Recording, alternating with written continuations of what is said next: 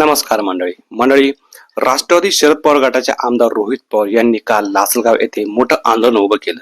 या आंदोलनामध्ये खासदार निलेश लंके, खासदार भास्कर बगरे हे देखील उपस्थित होते। या आंदोलनाचा मुद्दा एकच होता, तो म्हणजे शेतकऱ्यांच्या कांद्याला योग्य तो हमीभाव द्यावा। शेतकऱ्यांच्या कांद्याला जो काय आता सध्या हमीभाव आहे तो शेतकऱ्यांना परवडणार नाही असे ते म्हणाले।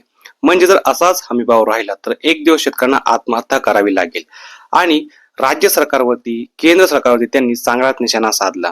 पुढे बोलताना ते असे पण म्हणाले की जर या सर्व गोष्टी अशाच चालू राहिल्या तर 26 मे रोजी मुंबई आग्रा महामार्ग देखील आम्ही चक्का जाम करू, असं देखील रोहित पवार म्हणाले।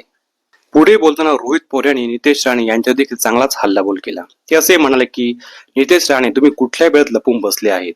आम्ही शेतकऱ्यांसाठी रस्त्यावर उतरलो आहोत।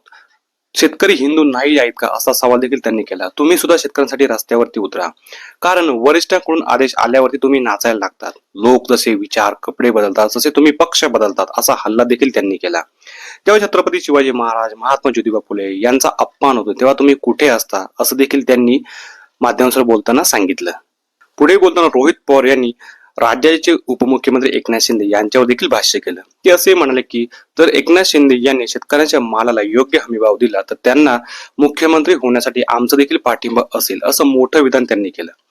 ज्यांच्याकडे पैसे आहेत त्यांची मुले पुढे मोठे होतात, पुढे जातात, मात्र गोरगरिबांचं काय, असं देखील ते म्हणाले। नंतर त्यांनी भाष्य करताना नीट पेपर एक्झाम 2026 मध्ये जो पेपर फुटला त्यावर देखील आपलं भाष्य केलं। अशा अनेक गोष्टींनी रोहित पवार यांनी लक्ष वेधलं। तर या सगळ्या गोष्टींबद्दल आपलं देखील मत नक्की व्यक्त करा। धन्यवाद।